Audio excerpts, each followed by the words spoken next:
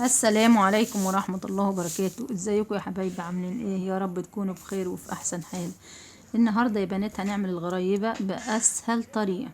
هنا معانا كوبايتين سمنة بالشكل ده. انا السمنة دي هي سمنة كريستال ولقيتهم قليلين، كملت بسمنة روابي زي ما حضراتكم شايفين كده اهو.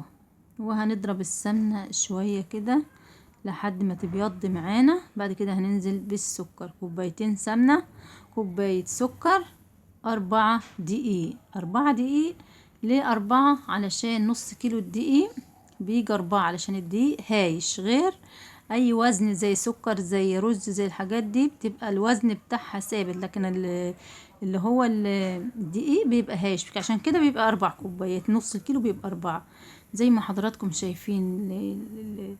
الغريبة بقت دايبة ازاي وبقت زي الكريمة اهي، ولا معايا مضرب ولا معايا اللي هي العجان.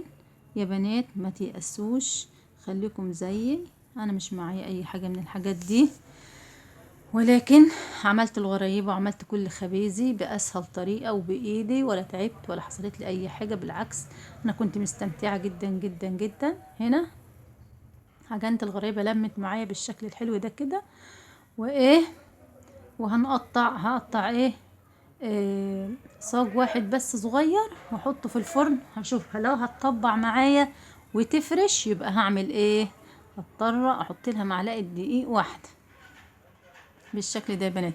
لو طبعت معاكي بعد ما تستوي او هي عملت فرشت، يبقى ايه، تحط لها معلقه دقيق. شايفين كده؟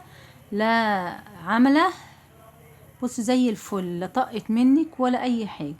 هنا زي ما حضراتكم شايفين كده هنحط السودانة، شايفين بيضة ونضيفة زي ما طقتش ولا اي حاجه، عشان العجينه مخدومه و10 على 10 زي ما قال الكتاب اهو بالشكل الحلو ده. ده نص كيلو يا بنات، عمل لي كميه حلوه قوي.